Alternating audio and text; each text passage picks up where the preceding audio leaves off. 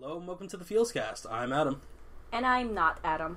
And today we're talking about our favorite shows. These are shows that we highly recommend, shows that we think everyone should watch at some point.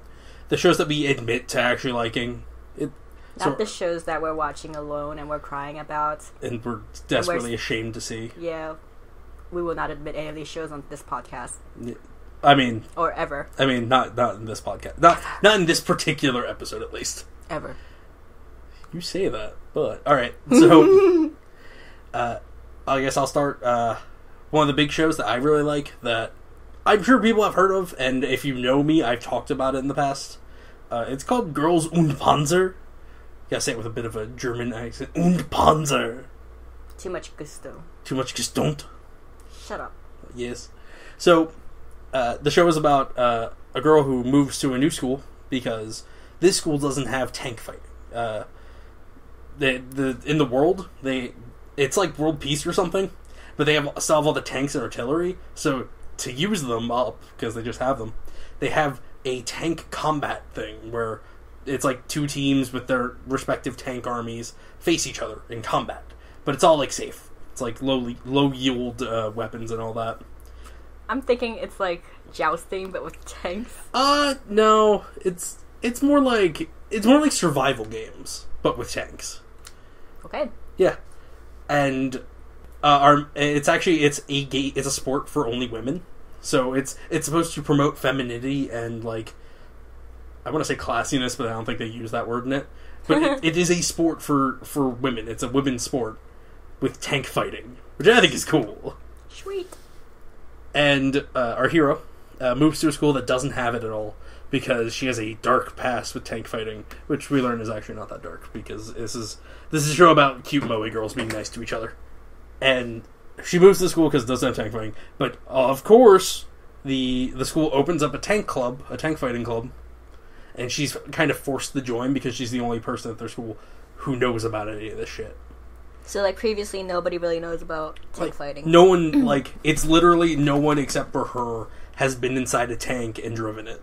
Cool. And, knows what the fuck to do. So she has to get all these people from, very disparate groups, and each of them has their own tank, and they have to win the national tournament or whatever it is. So this is just in, the school budget, they can totally just buy a tank. Actually, it's interesting.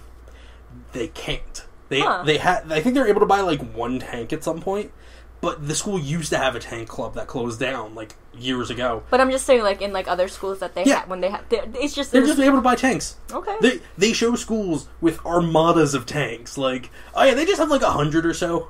They're only going to be using 20 today.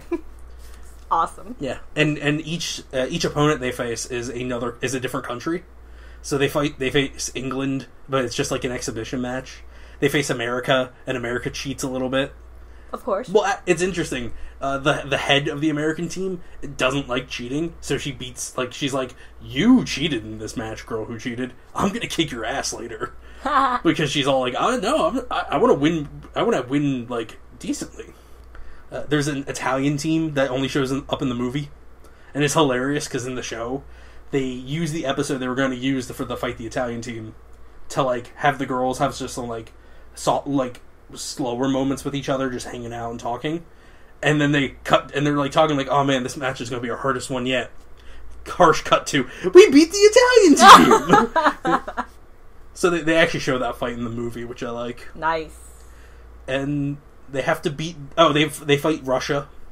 They have to fight a Russian team in winter, which is hilarious. Cool. And then they have to fight a German quote unquote team.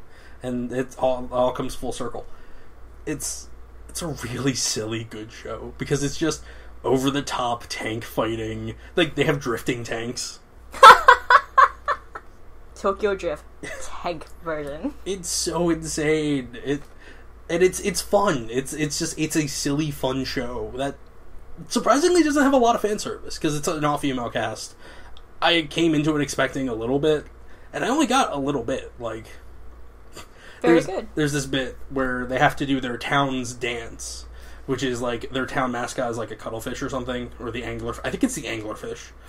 So they have to do weirdest mascot. They have to do an embarrassing dance wearing a skin tight outfit So you get to see them awkwardly just, like, jibble-jobble around. And I'm like, this is weird. But it comes back later to be funny, because they do it as, like, a way to boost their spirits when they're, like, losing a match. It comes back to be really funny. Mm-hmm. It's a surprisingly good show. All the girls have, like, decent personalities and come together. It's Girls und Panzer. It's a show I love that no one knows about. You say no one. I say no one, but this is actually probably the most popular show on my list of the things I brought up for today. All right, moving on. Yep. Girls und Panzer. Girls und Panzer. I might actually watch this one day. It's so good. Also, the dub's really good too. I haven't watched an actual dub in so long. The last dub was Space Dandy. Nice. It wasn't a bad dub. I actually did like it. He's a dandy in space. Space Dandy. All right, next show. Another show I really like that this is actually came out more recently. I think it ended 2015, the first half of it. I think I could be wrong. It's called Shirobako. It's about making anime. I've seen the first episode. Yeah, I did like the first episode. The first episode is the best fake out I've ever seen, or one of the best fake outs. I have a better one actually in this list. It starts off as a bunch of girls in a high school club making an anime for like the culture club big thing. Like something to show everybody. And it starts off looking like this is going to be a show about cute girls like that are nice to each other doing a thing, a moe girl show. And I'm like, oh, okay, I like that. I like that kind of thing. When I first saw it, I was fully expecting that, and I psyched myself out to be fully on board with that, and then they do the thing, and they're all like, we're going to make anime in real life, and we're going to be part of production teams and all that. Harsh cut to the main character sitting dreary-eyed in a car, half listening to like a news post or like a radio post about the show she's working on, and then her Tokyo drifting, or actually more like Initial D. I think it's actually legitimately references to Initial D. Probably. I've never seen Initial D. Racing a guy to deliver or pick up animation cells that someone's working on. Yeah. And it's the best. Yeah, they're suddenly adults. It was great. I need to finish that. That's actually really funny. So the whole show is about her and the company she works with, because she's just like a minor production manager. Yeah. Making anime. The first 12 episodes, is about them making their own show, not based on any previous manga or anything. And the second core is actually they have a manga they're adapting, and the problems with that. So it's interesting that we get making anime from two very different perspectives. That it's like, this is something completely new, there's nothing based on it, and this is something we have to stick to very closely. And of course, we get to see how everything goes fucking wrong. That's the fun part. Oh yeah. It's interesting because apparently, like, from everything I've heard, everything that I've heard talked about, this show is the most accurate representation of what it means to make anime. The things that go wrong in almost every production, inevitably. They have an episode where they're like, we're going to be behind.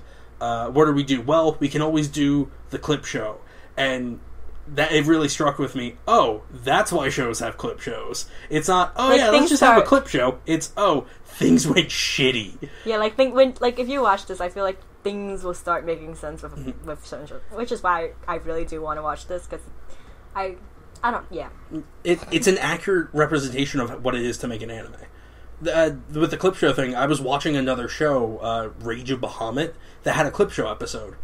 And as that happened after them talking about the clip show in Shirobako. So it was like, oh, I understand why this happened now. They're super delayed for whatever reason, and it's not always their fault. It's like, oh, something happened in production, or one of the many people who do like the individual cells is unconscious again because they worked themselves near to death. And it's a good, like, honest look at what it means to make anime. But it's also a positive look. It's not like, oh, making anime is the worst thing ever. It's, making anime is fantastic. I'm sure. It's the hardest thing to do, but it's the best thing to do. It's a living.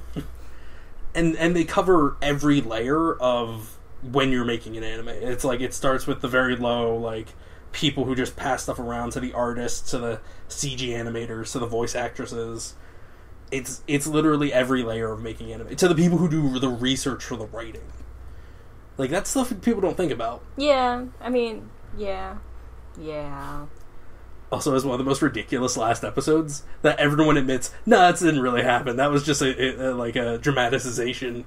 Because they had to run the tapes to, like, 5 different places in Japan. And you just see, like, the one girl who's, like, been very calm and nice the entire time and hasn't done a lot, just put on driving gloves and is like, fuck yeah, it's my turn to go. And you just see her, like, Tokyo drifting around Japan being chased by 1,000 cops. Sorry, that was my virus scanner. That's fine. But yeah, it's a fantastic show, and it's very recent, but it's super good.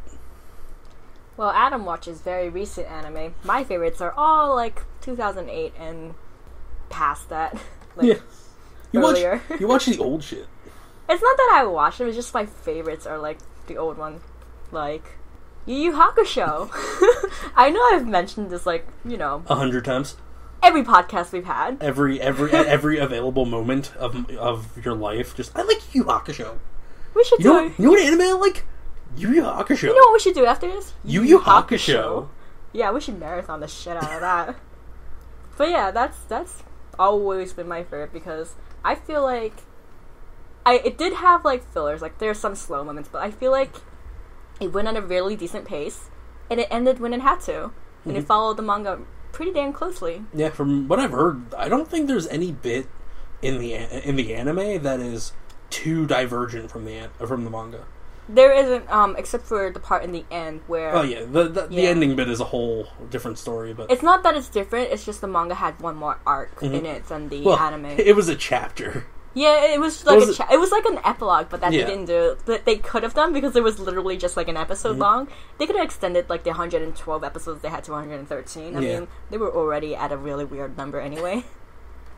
But yeah, Yu Yu Hakusho, which is for anyone who is not familiar, and I will now shame you to death for not knowing. I'm kidding, but it's about a guy who is a delinquent. He's like what, 12 when he starts? No, he's in high school.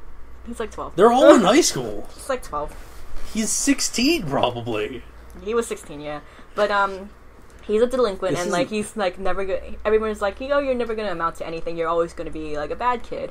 And he saves a little kid from getting hit by a car.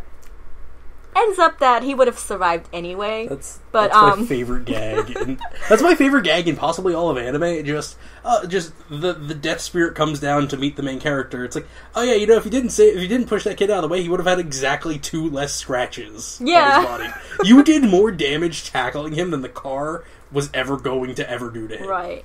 And because it wasn't in his, like, I guess, destiny that he would jump out in front of the car like that he wasn't really supposed to die, so he gets an opportunity to come back, but instead to become a spirit detective, which is the least touched upon part of that entire show. It honestly is. Like, the most touched upon was, like, basically that first episode, like the first arc, and then everything else becomes a tournament. He's a spirit detective, quote unquote, which really means, oh look, you're fighting demons now. Yeah, I mean, yeah. Like, in the beginning, it did start out that way, where he, like, hunts down, like, little escaped demons from the demon world or wherever, or spirit world? I don't remember much. Spirit... They have an entire episode describing the, like, metaphysical world of the thing, and it doesn't matter. It's just, like, demon world, human world, spirit world. Because what it does, it ends up... And layers of hell. It ends up evolving into, instead of Yusuke trying to... His name is Yusuke, by the way. No. Instead of Yusuke, like, trying, like, to do this job, it ends up being, let's make him become super strong, and then let's make him battle other people, and let's give him demon friends. Well, and then let's give him a dumb friend to tag along, who ends up being the best character. Kuwabara is the best character. No, I'm not disagreeing. He's the best character. Yeah, he's the one that actually went to college. Oh, God, he did. Yeah. And he got married, I think. Yeah, no. Princess Yue. No, he didn't get married. He started dating her, at least. They're kind of there. It's not really... Okay. Like, because Yukina, by the way... Princess Yukina. Who is Hie's sister, which is why they can't really... Yeah. Because Hie will kill him. Yeah, but Kuwabara doesn't know that. One of my favorite things of Yu Yu Hakusho, though, is Hie. Because he wasn't originally supposed to be a main cast, but the fans liked him so much that he brought him back. This is why we never see him in his true demon form, quote unquote, where he's like green with many, many eyeballs. Yeah. It's like, fuck it. Forget about that part. Yeah, like that doesn't exist. He's cool and handsome. That's all that matters. Yeah, and so they gave him something else. Like, they gave him the the third eye backstory, and then the dragon arm. The dragon arm. I mean, yeah. So there was that. Yu Yu Hakusho came out during Dragon Ball Z, though. That's when it first got big. During that kind of age of where Dragon Ball Z dominated shonen anime and shonen, just the genre. I think you can tell it's influenced by it because of the whole making the main character stronger and stronger. Right. But it's its own great thing on its own. It is. Because, like, Dragon Ball Z is more, like, super buff characters fighting each other and then becoming stronger and story every once in a while. You're actually describing Yu Yu Hakusho there, also, to be fair. They're actually not super buff, though. Have you seen some of the characters? If you're talking about Toguro... Yes, I'm talking about Toguro. I'm talking about Toguro. Yes. That is the only character. And I actually do like Toguro. Even though he becomes, like, a fucking rock. I'm only using 20% of my strength. He becomes like a rock. Like, he honestly... He's your rock. He's your rock. I meant that more as, like, he's your emotional, like... I know. Okay. I wasn't sure, because you pulled that around on me, I got confused. I'm like, wait, what do you mean by that? I was perfectly aware of what you meant. Alright. But somewhere along that, you became unaware. Good. Great, got it. Got it good. So, Anyway. Yu Yu Hakusho, it's a classic. It's a classic show, and if you're a fan of shonen at all, you should probably watch it at some point. Yes, please. Mm-hmm. If not, watch it for Kurama and his pretty hair. That is a good reason to watch a show. His hair just gets prettier. Alright, another show, because I have a list and tabs up and other things. He has a gazillion of them. Is actually probably my favorite show. This is literally the show I consider the best show I've ever seen. Get ready. It has a big emotional attachment to me. It's called Super Gals, Kotobuki Ran. It's just Super Gals, really. It's about a subculture in Shibuya, Japan, called gal culture, which is basically Japanese girls dyeing their hair, dressing in pretty clothing, wearing makeup and stuff, being their own person, kind of. It's a self-liberation kind of thing. And the toughest gal in Shibuya is Ran Kotobuki, who is tough and brash and kind of stupid, but it has the nicest heart and will always, like, kick ass to save her friends. And the show is basically just kind of bits and pieces of it's a slice of life almost show of her and her friends and of their eventual, like, boyfriends and their other, like, they have a small friend group at first and it grows as the series goes on. But I kind of always say about this, the show is the feminist show to me. It's about women taking control of their own identities, because that's the whole theme of it. Every character is about taking control of their own being and becoming their own person instead of whatever society or their family or what anyone else forces upon them. I dig it. Yeah, it's bright and colorful and weirdly animated, because all the girls look kind of noodly. I like bright and colorful anime. Speaking of which, Mononoke. Yeah. Mononoke is one of the most visually appealing animes I've ever seen. This isn't including any of the new ones, because there are some really nice ones now. But Mononoke was the first one for me. It was based off of Ayakashi, Tale of Japanese Classic Horror, I believe it was called. Yeah. And it was like a spin-off series where it follows one of the characters from Ayakashi, the medicine sailor, who is actually kind of probably a demon, because he kind of lives for, like, ever. As you do. Yeah. Living forever ain't that hard. So Mononoke is kind of like a horror anime, but not really, because it's not terrifying, but maybe I'm kind of skewing the meaning of horror a bit because of what we're used to in media now. It's Japanese horror. Yeah, I mean, yeah, it does depict, like, a lot of, like, the old urban legend kind of stuff, like the Bakinoko bag, for example. And the girl who lives in the toilet.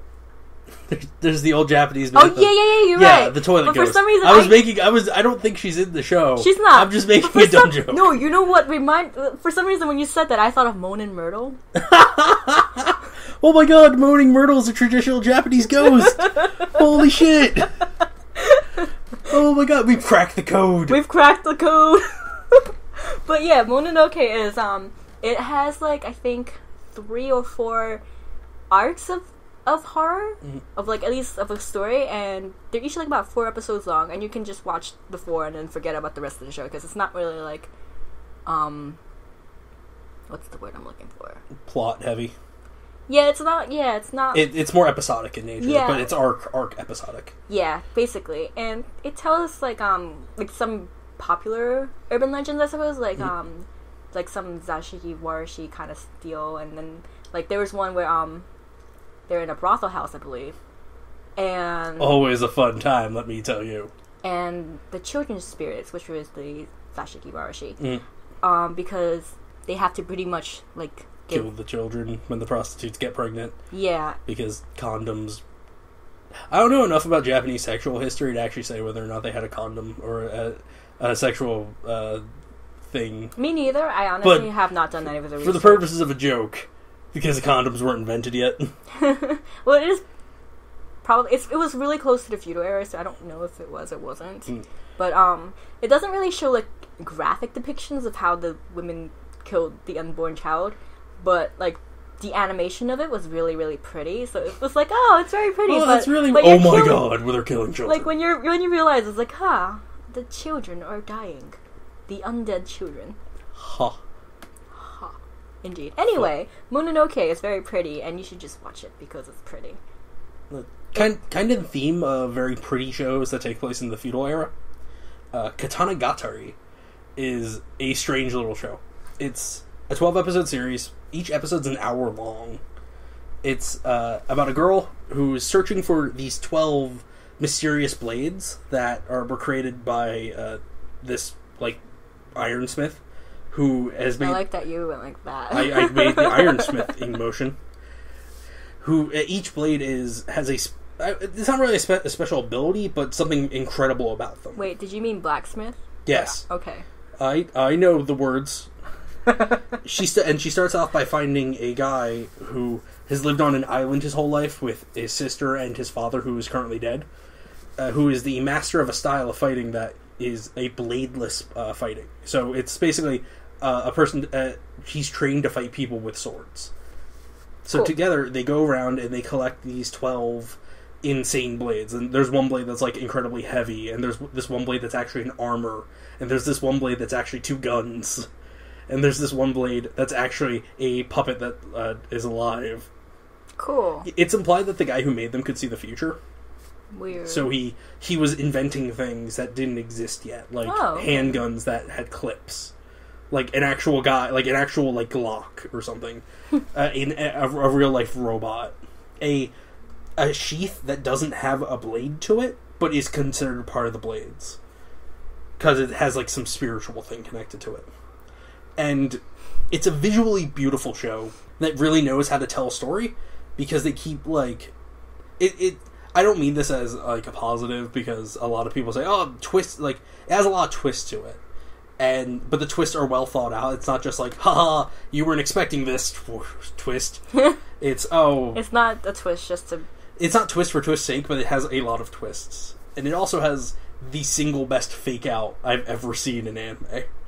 The first, I think it's like 3 or 4 episodes, they keep talking about this one guy who has this blade, who is the strongest who's the strongest samurai in Japan.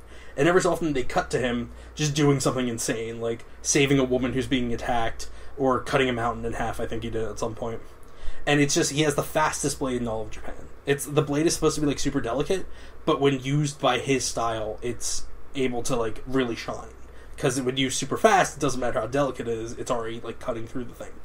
So every so often they cut to this guy, and throughout the thing you're like, oh man, this battle's gonna be insane. And then they did, like, the next time on the show, and they show clips from the fighting, and there was, like, a shark that got cut in half, and they're, like, fighting, running on the ocean, and it's this insane battle. And then the episode, they don't show it at all. The next episode, it's all about the main character's sister, and how she murders these 3 ninja guys. So it's its own little story, and at the end of the episode, it cuts to them, and they were just, like, the main characters. They're like, man, that battle was insane! Yeah, no one's gonna believe that happened in a million years. That's terrible. It's the best fake-out I've ever seen. Because it's like, I'm so excited for this fight, and nope. That's funny. Yeah, it's a really beautiful, great show. A lot of the it's a very specific art style to it, so it looks kind of weird but really beautiful. And it's about characters who are cool. Like, we see this guy who's never met people, like, kind of become his own person, and we see these really awesome fights. And also one fight with every don't say it. There was a shark that got cut in half. I just want to see that.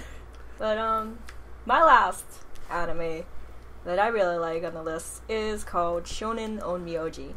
Now, if you went to high school with me and was aware that I liked anime at all, then you know she liked this show. No, it's not even that. You'd know that I have a certain type of show that I liked watching, and that is pretty much shows with Exorcist. Mm-hmm. I was into D. Gray Man, I was into Blue Exorcist, I was into, what was the other one? Yamino Exorcist, One Exorcist, Exorcist Peace, all of that. Naruto and Exorcist. More. Yeah. Exorcist, no bleach. But, if there was an inclusion of the 12 famous Shikigamis, then I was totally in that. Like, Yamina Matsui had that. Mm-hmm. Like, of, like, Suzaku, Byako. Yeah, I've heard of it. Yeah, they're pretty famous in the Japanese cultures, I guess. I have no idea. But, this show is basically based in the Heian era. So, Abe no Seimei, who was once a really famous onmyoji, who was basically, I guess, a shaman / He fought in the Shaman King fight, yeah. Yeah, he was actually the Shaman King.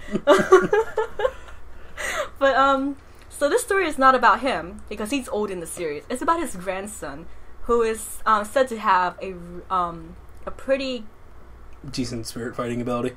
No, he has a really... I don't know what you were saying. He has a very strong vision. I guess he can see a lot of the ghosts, but it was so bad that his grandfather sealed it when he was very young, until he needed to see the spirits again, because the other spirits, like monsters and everything, would try to kill him because his power was so strong and it would give them a boost and shit. Mm-hmm. But there's that. So the series starts out with him. He's 12 years old, and he can't be an onmyoji because he can't see spirits. Like, what kind of shaman cannot see spirits, you know? As you do.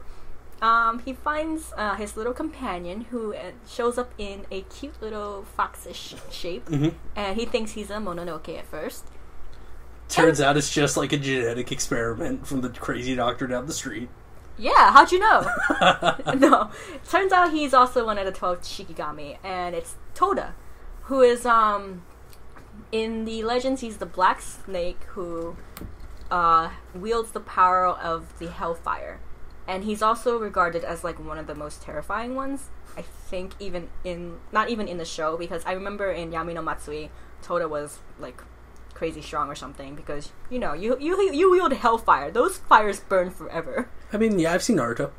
Sure, why not? The Amaterasu flame is based on the hellfire myth, and it's supposed to burn forever, and it's a black flame. I don't like the fact that I know everything about Naruto, okay?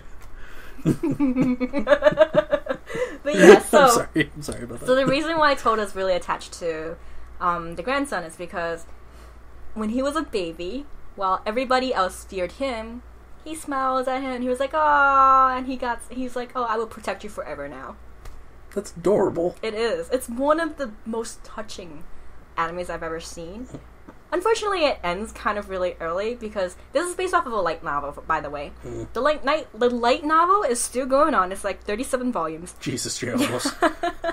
And it ends off at like the first arc, and then it leaves room for, like, I guess, a second season. Mm-hmm.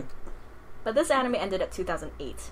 We're never going to see a second season. Probably. I mean, Durarara got a second season. That was like 12 years later. Not really. Kind of. It was like 6 years later, yeah. Yeah, I mean, that's different though. I know. It's way more popular than Shonen no Myoji. Yeah. So it's basically the anime. It's basically about him growing into his powers, and then him getting closer to Toda, who's actually calling himself Gurren because of some dark, mysterious thing that happened. Because he really likes Gurren Lagann. How'd you know? No, seriously, how'd you know? Because I am psychic, And who doesn't like Gurren Lagann? Some people. Crazy people.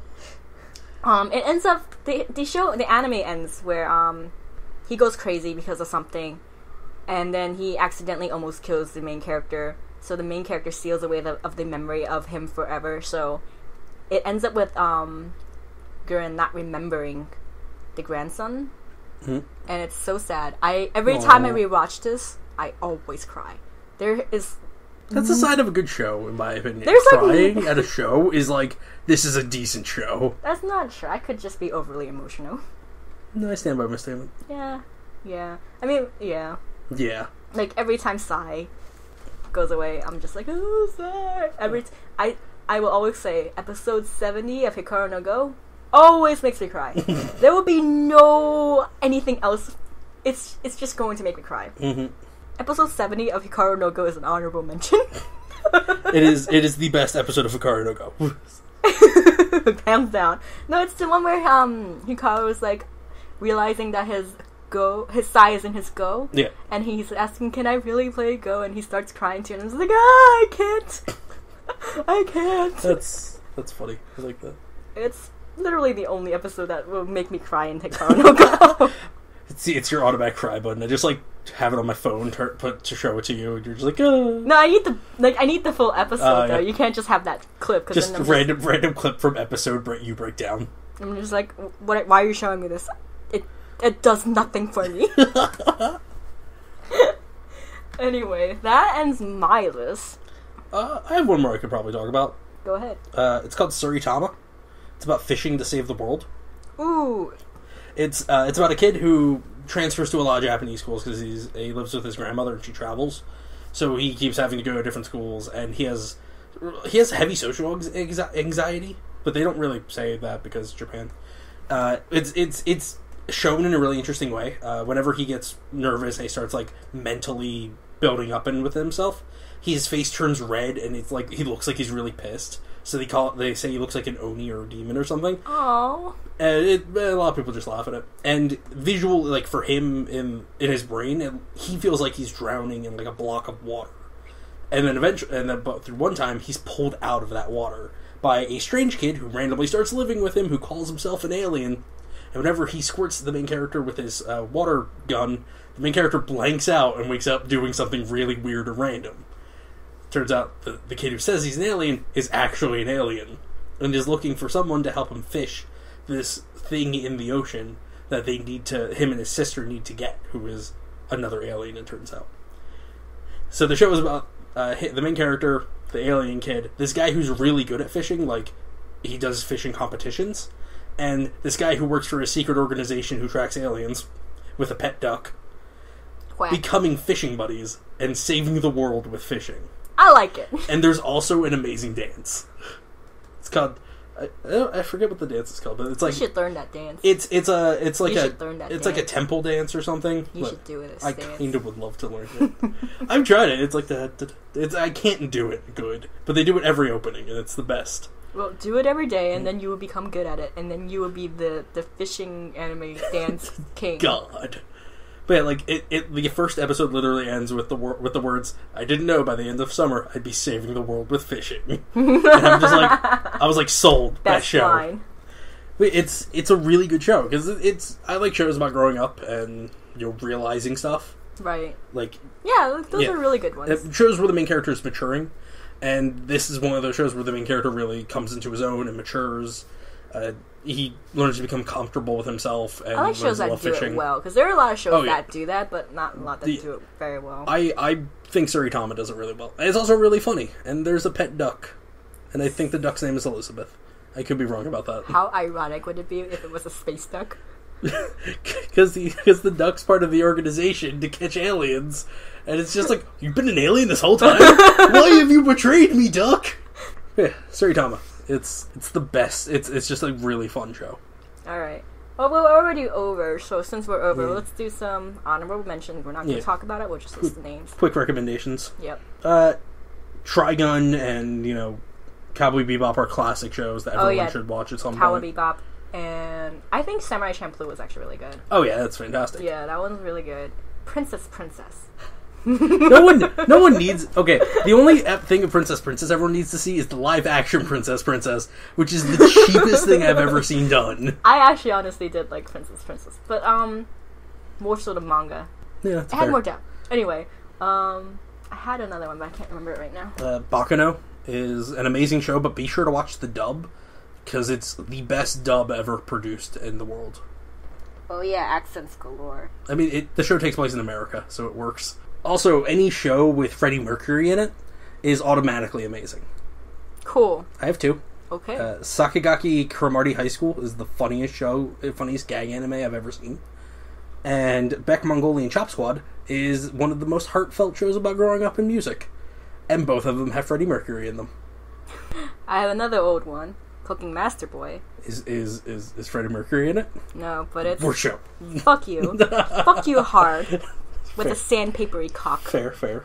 No, Cooking Master Boy, also called Chuka Ichiban or something, which is an old cooking show. Mm-hmm. And you know I like cooking shows. So. Yeah, cooking shows are the best. Yeah, obviously. Psh. So, I think that's it for this week. Yeah. So that was the FeelsCast. I'm Adam. And I'm not Adam. And thanks for watching. We're not... Why watching?